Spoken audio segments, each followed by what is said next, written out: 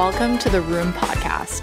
I'm Claudia Laurie, co-CEO and founder of Prive. And I'm Madison McElwain, partner of seed stage investments at S5E5. Claudia and I are friends first and business partners second. Living in the heart of Silicon Valley, we know what it's like to be on the inside of innovation, having worked at flagship companies like Gap Inc.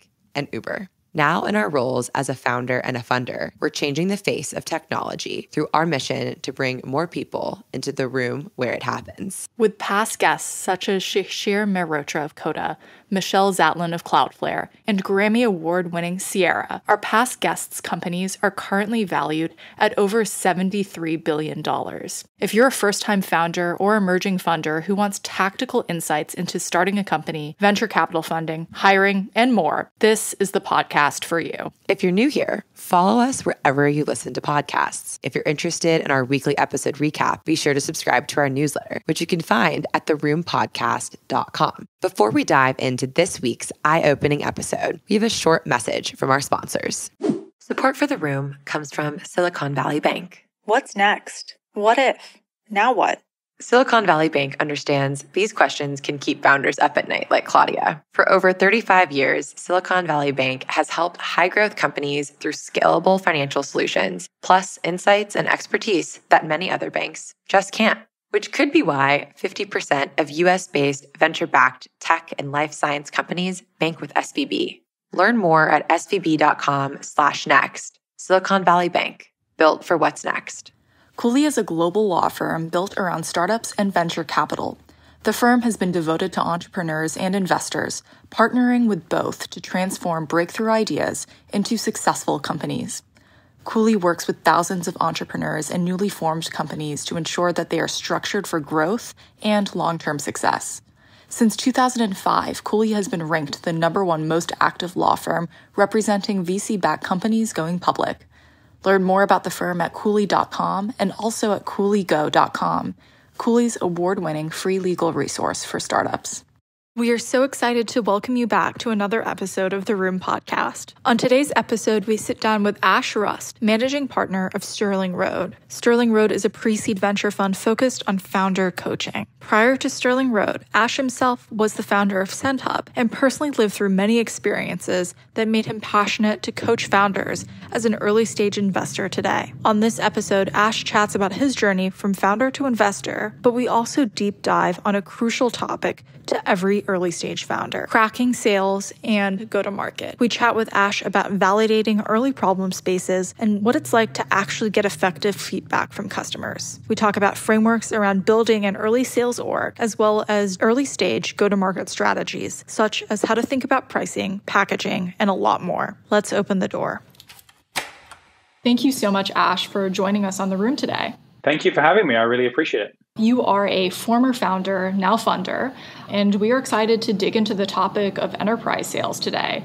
But before we start discussing how the workplace is evolving and how folks are really focusing on sales and making that next step for them in their founding journey, we would love to share a bit more about you and your background. You are the managing director of Sterling Road, a pre-seed fund focused on founder coaching. However, you were also YC Winter 12. Tell us a bit about your journey to founder and how you became passionate about helping and coaching others. I moved to Silicon Valley in 2008, right before the financial crisis. And the first two startups that I worked at were failures. One of them was pretty bad, actually. They loaned me a bright yellow Porsche on my first day. I probably should have realized that was going to go badly at that point.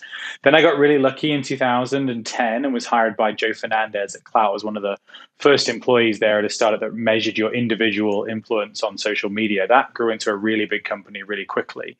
During that time, I was in regular communication with my friends from grad school. And one of them, Garrett Johnson, my best friend, was actually on the US Senate Foreign Relations Committee. So he was going out all over the world. This is back in 2011, traveling around, seeing all the SMS usage in other countries to deliver information at scale. We just weren't seeing that in the United States at the time. So we built this basically MailChimp for SMS on top of Twilio over the course of a couple of months. And that ended up growing into SendHub. The first users were actually pastors. They spread it to small businesses, and we eventually found our niche in logistics. So Lyft and Wag were our biggest customers at the point of acquisition back in 2015. That was the journey from engineer, product manager through to founder. And then After we sold the company in 2015, I took a job with Trinity Ventures and learned that I really didn't like the classic VC approach. I really liked the people at Trinity Ventures, and they were actually my first investors in Sterling Road, but I wanted to take a very different approach. And that was, rather than the traditional Silicon Valley approach of let's meet someone for the minimum amount of time and make a decision on a large check as fast as possible, because that's the cool thing to do. That's what everyone wants you to do. I wanted to take the other end of that. So how do we spend a lot of time with people, be really valuable from a relationship perspective, from an advice perspective, and then give them money when you've actually decided that you like each other? Thinking about it that way, spending a lot of time with founders early on, and really from my own experience of seeing how people that were maybe the belle of the ball in raising a lot of money, like the first company I was at that loaned me that Porsche, versus Joe Fernandez at Clout, who had to really fight in the early days just to get the business's first check of fundraising. I think those comparisons really showed me that you could get people who weren't the traditional Stanford MBA to the same kind of outcome if you were giving them the help. So that's what I'm really passionate about now, is finding the diamonds in the rough, most of the time outside of Silicon Valley, spending a bunch of time with them. And then if we can find a way to make that into a venture backable business, then I'd love to help them with cash as well. That's incredibly interesting to hear about the different approach that you're taking with Sterling Road, which is, I believe, a pre-seed fund and helping to back early stage companies. You learned about this whole world of software sales from, it sounds like, the School of Life in this second startup that you worked for. We've seen enterprise sales at a number of different levels. The first few companies that I was at were consumer search engines. So the enterprise sales were to advertising companies, actually, when you were trying to sell multi-$1,000, five-figure contracts, if not larger, to them on the basis of the traffic that you had. At Clout, it was very much about CPG sales. So we were selling the access to our customer base for these companies in order for them to get references online. And then at SendHub, it was very much about SMB sales initially, and then we realized it was a disaster trying to sell to SMBs.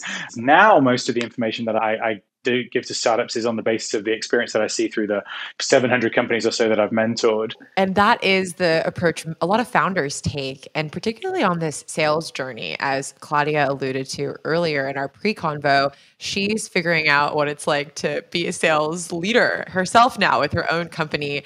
And when that's the case for a first-time founder who's also a first-time sales leader, what would you say are really important points in making that first enterprise sale happen? First and foremost, we got to validate the problem. So you want lots and lots of feedback from your potential customers, and finding the route to that feedback is actually something a lot of founders really struggle with. Who is even going to be willing to talk to us at all about what we're selling? Oftentimes, the best mechanism is trying to find warm introductions to those people who are your potential customers, but that usually requires some kind of existing industry knowledge or experience, and a lot of founders just don't have that. So I often advise people to use what I call the customer advisory board, which is essentially reaching out cold to people, but asking them for advice rather than to buy. That feedback is critical. We have to validate your hypothesis of whether or not this problem is a real problem, if there's budget to solve this problem, if the existing solutions for this problem are so bad that they're willing to take a chance on your two-person startup, right? There's a lot of questions that need to be answered about whether or not this is a viable idea just to get started. So that's waypoint number one. And I'd say 90% of the startups that I talk to, maybe 1,400 a year, don't get that far. They assume they have that. They say, oh, this must be the case.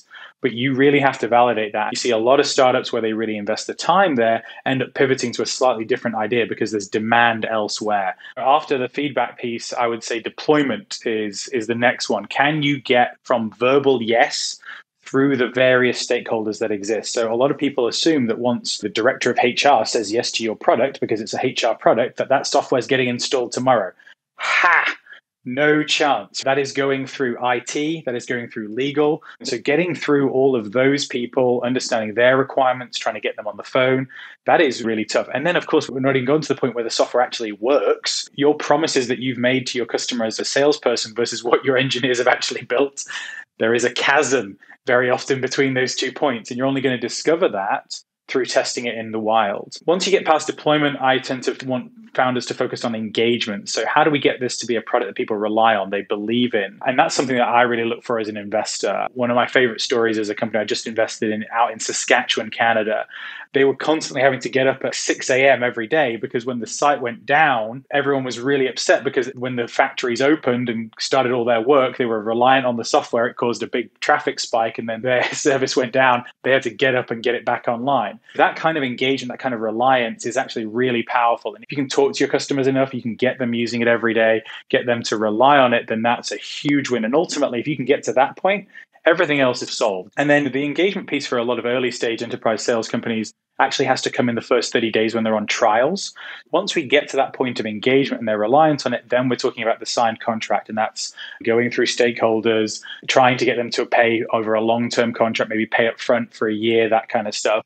So you're teeing yourself up for the upsell and renewal of that contract in the future. So those are probably the four key waypoints: feedback, deployment, engagement, and then ultimately the signed contract. It's incredibly helpful to hear the entire sales process broken down in that way, because I'm identifying with specific points in the process of, okay, we have users using our product. I'm trying to get them more and more engaged. They've given us their verbal yes, and yet getting through all the stakeholders is actually a lot trickier and takes a lot longer than I had initially expected. Thank you for breaking down those phases in making an enterprise sale happen. Looking forward to the rest of the year planning for me personally, right now it's just me as a founder and salesperson. It's really tempting to want to start to hire for sales. However, I have received advice that when starting to hire your first salesperson, you really should wait until you're able to consistently sell your product without sales support. What framework would you give founders in evaluating if it's too soon to bring on a salesperson? I like to think about this in the form of a sales playbook. I firmly believe in founder-led sales and taking notes. So marrying those two things together, as you close your first few sales as a founder, you need to be taking a lot of notes on what's working, what isn't. And you need to do that at every stage, from outreach through to invoicing. Those notes, which can be in anything from a plain Notion doc to Google Doc, whatever, nothing special here, but those notes form the basis of your sales playbook. That's going to be a living document that you should be able to use to explain to anyone new on the team how they can sell your product. For example, the outreach chapter of that sales playbook would include the channels that you've tried, what's working best right now, the expected response rates, maybe some email templates and some call scripts, etc. When you've got that document such that it's understandable by someone else, maybe you've closed 5 to 10 sales at least, then I'd say it's time. And oftentimes I'm telling people, get help at the top of the funnel. So people who are generating new qualified leads. You very rarely want to hire somebody who is an executive at that point as your first hire, or somebody who's expecting to take over all of your demos instantly. Not likely. We want somebody who is hungry to do what is a grind-oriented job, generate lots of leads as fast as they can, such that they have a future as your VP of sales because they've turned into an absolute killer on this funnel filling. Let's double click into one specific moment in the sales process, which often might feel like you're nearing the end, but to your very point, it's often just the beginning. And that's asking for the sale, asking for the customer to purchase the software for the price that you are offering it. For many founders like myself, it's often easy to second guess pricing or whether the product is even really ready to ask for an enterprise price. Because for a lot of first-time founders, it's the first time that we're asking someone who might be very well-versed and seasoned in the industry for a 5 or 6 figure enterprise contract. Any advice on navigating asking for the sale and managing a sometimes overactive or overcritical product engineering mindset that I often find myself in? First of all, we want to find a reasonable price, something that you can associate with existing numbers and maybe use that as a basis. So I like to think about 10x your cost of goods sold. So whatever you're paying in order to produce this service, let's 10x that at least, or maybe look at 10% of your ROI. So whatever value you expect to deliver to your customer, maybe 10% of that would be a reasonable place to start. Now, once you've got that number, then I would like you to triple it. Yes, triple it. So we're deliberately starting painfully high, super high, but it's okay to negotiate down. Remember, we're providing a concierge, high-touch experience. They're going to be on the phone with the CEO of this company all the time. That should be expensive. And I'll remind you that we're fairly early in your software journey, so it's unrealistic for us to expect to provide great self-serve experiences today. Instead, we can, as a small company, provide a great concierge white glove service. That's easy for us to do, but it's much harder for us to provide great software. So we've got to go down the high touch line to be successful. And everybody knows that that's expensive. So people shouldn't be surprised about that. And you would always be surprised by how much an enterprise is willing to pay you because they have high expectations. Because the other thing you're going to be surprised about is how much it's going to cost you to support them.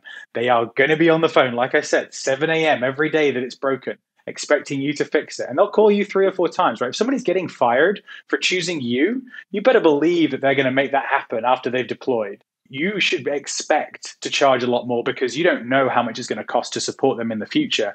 The other reason to go really high on the price is that this idea that you're going to find the correct price on some random walk of guessing prices where customers suddenly say yes is pretty hilarious. Everyone's going to negotiate down, right? Whatever price you say, they're going to push back on. So in order for us to find some kind of reasonable cluster of people together, we have to start high and expect to negotiate down. And when people start saying yes, it's going to be roughly around the same point. That's going to give us a much better idea of what the price should be. The first price that we charged was $10 a month for unlimited text messaging on an enterprise service, which was hilarious. And within 18 months, that price was 16x, and it was for 1,000 text messages a month. Please learn from my mistake there. Start high, negotiate down. That's totally fine. And you'll find that the pricing tends to cluster if you are willing to go high. Now, that's not to say that you start maybe your first customer, you might give it to them for free. Maybe your second customer, you might just charge them $1 or $50 or whatever they can get approved with zero effort in order to understand the sales process. But once we actually get into real money where we're trying to generate revenue from a sale, that's when I want you to do that 3x, thinking like you're overcharging. But over and over again, I get calls from people. I got one today. Someone was like, oh, an email, like, of course you were right about this. I asked for 3x and they didn't even wince. They just signed it right away.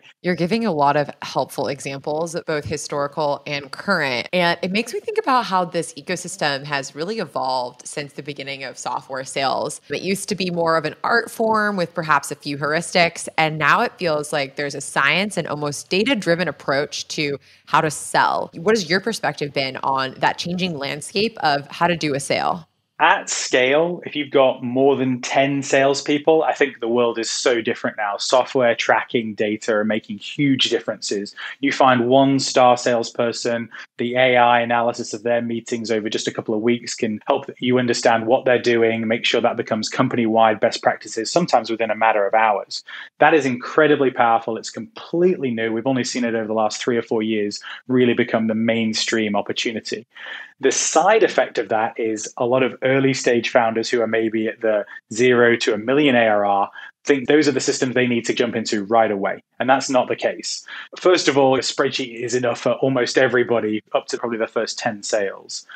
You don't need to jump into all that technology immediately. But as you build out your team, as you start to make use of these kinds of tools, it becomes imperative because there's no other way of understanding what's working and what's not. If you think about 5-10 years ago, VP of sales' main job was basically getting everyone to fill in the CRM.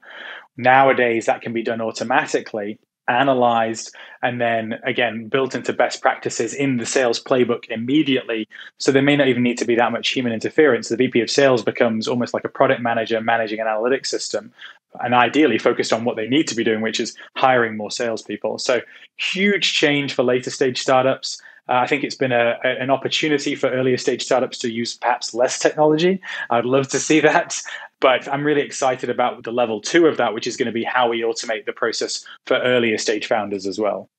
Let's talk about that. We're curious about your perspective on how the future of optimizing the sales funnel looks, either for early stage founders or later stage founders. As you called out, people continue to put technology into these processes. I think that the future of the sales funnel is probably going to be much more about content than anything else.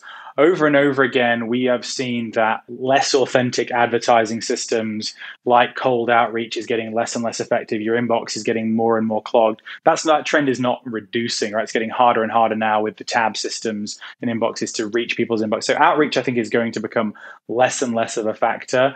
That means that the content marketing pieces and the delivery mechanisms of that content is going to become more of a factor. And then tracking that sales journey across the spider web of the customer journey. So, they've listened to our podcast, then they visited our website, and now they're becoming a lead for us. I think how early stage startups track that and understand that is going to be a big factor in how we see people go from 0 to 1 million in revenue over the next 5 years. But again, the thing that I'm always surprised about, it's the breadth of technology distribution that actually is driving small startups to grow really rapidly. For example, it may not necessarily be about what software tools they're using. It may just be the fact that they can distribute their software to another continent now that Africa is coming online. Those kinds of changes where a startup that ordinarily I would have been advising, oh, let's focus on California, let's focus on startups. Now I would be advising them to focus on manufacturers all over the world, or a healthcare company in particular. Healthcare companies almost always should look outside the US for their first customers. And the ability of everybody to use the communication tools that we have, Zoom, etc., and then being so widely distributed, that is a huge change for the early stage founders and has completely revolutionized the sales funnel, I think, for a lot of companies. It reminds me of a piece of advice that I'd received where, as a product manager, and my co-founder is also an ex-product manager, we focus so deeply on iterating and innovating to find product market fit from the product perspective. And yet it's almost as critical for an early stage, especially enterprise startup, to innovate on distribution itself and really thinking outside of the box on kind of what mechanisms can you innovate on in order to get the product into the hands of as many people as possible and kind of new communities of people that might traditionally have been overlooked. Looping back to one of the points that Madison had made, in the old world, kind of renaissance of sales, there was a magic and mystery to the process. You never really knew how a great salesperson did it. But as we've discussed, we're now living in a time that's a lot more methodical and process-oriented. We're breaking down the funnel, we're understanding the funnel, we're optimizing each subcomponent of the funnel, and there's tons of tools and technology to help us. We've chatted about leading indicators of sales success. One leading indicator potentially is the ratio of you talking versus a customer or client talking. Could you walk us through what some of these other indicators are and what we should pay attention to? I like to keep it really simple on this. And a lot of the founders that I work with are always trying to look at other metrics beyond my two favorites, which are demand and engagement. Demand is the most important piece. We want to make sure we have strong evidence our customer has this problem and that our customer discovery is indicating it costs them a boatload of money and the current solutions are absolutely terrible. Then when you're talking to your customers about this, are a lot of them interested? Is it hard to get them excited to talk to you? Is your open rate very close to your reply rate, for example, if you're doing a lot of email outreach? Those kinds of statistics make a big difference in understanding whether or not this is a real problem. You want to be overwhelmed by demand. You want to be in a position where you start telling people that you're going to build this and they're like, well, I want this yesterday. Can you give it to me right now?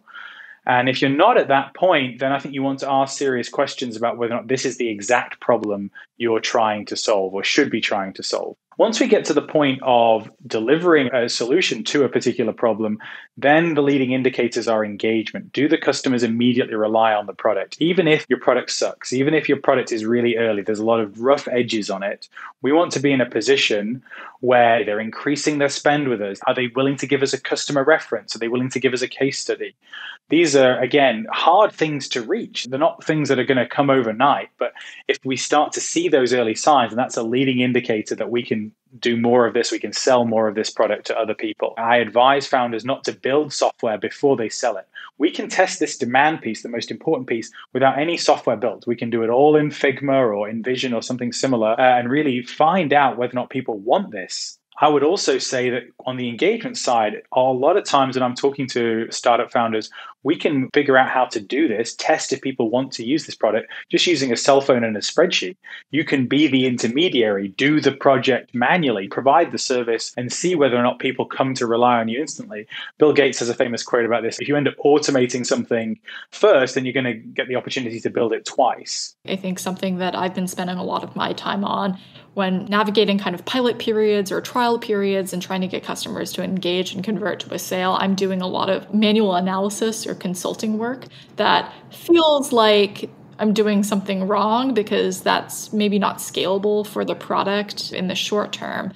But perhaps, as you've mentioned in the past, that is just par for the course, especially for an early stage product and team where that personal connection and having that kind of white glove service and consulting aspect is the thing that's going to allow you to get those customers actually onboarded to your product. And then that's where you actually learn the truth about feedback and engagement as the product continues to develop over time. Exactly. Do you want to join my venture firm, Claudia? Maybe after 5 exits. Indeed. Yeah, that was perfect. Also, as one of our final questions, any other kind of tactical tips, whether it's software or maybe not software, or little things that are often overlooked in mastering the enterprise sale for first-time founders? Mine is just a mentality thing. A lot of people think they cannot sell. And that is really just a mental barrier. As a founder, you have been passionate enough about this product to leave the great job that you were doing, right? The future that you had that your parents would have been much more comfortable with you pursuing, by the way. So you were willing to sacrifice years of your professional life on this idea. You're the best person to sell it. There's a lot of knowledge and tactics that you can acquire to make this easier and help you along the way, but nobody can sell a product better than you. That's incredibly encouraging. I definitely feel like I've never had a sales background, and so I must be doing the product a disservice because I don't necessarily have the full playbook down pat. But at the same time, I think you're truly right. It's the passion and the vision that you should be selling at the early stage. And hopefully, as you practice the sale, it'll become a little bit smoother from like tactical execution of making it happen. Ash, we are at our last question for the podcast, or at least official question for the podcast. Who is a woman in your life that has had a profound impact on you and your career? I was raised by my grandmother. She's one of the world's top 5 nicest people. And she really didn't have to raise me. She chose to. And so that was a really positive and powerful source of strength for me throughout my life. Awesome. Thank you so much for sharing all of your tips, tricks, and wisdom on today's episode. Thank you so much for being here, Ash. Thank you, Claudia. Thank you for listening to this episode of The Room Podcast. We also hope to see you next Tuesday at 10 a.m. Eastern, 7 a.m. Pacific for another inspiring conversation. Please like, subscribe, join our newsletter, follow us on Twitter and Instagram, and leave us a review. We'd love to hear from you. In the meantime, we'll see you next week in The Room. See you soon.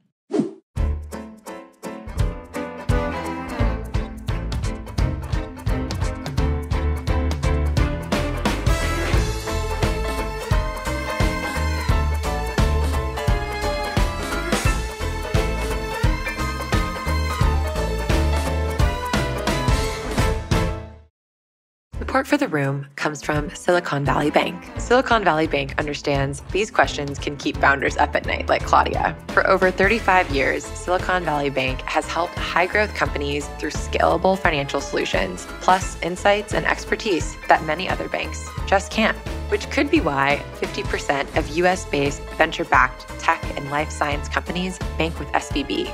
Learn more at svb.com/next. Silicon Valley Bank, built for what's next.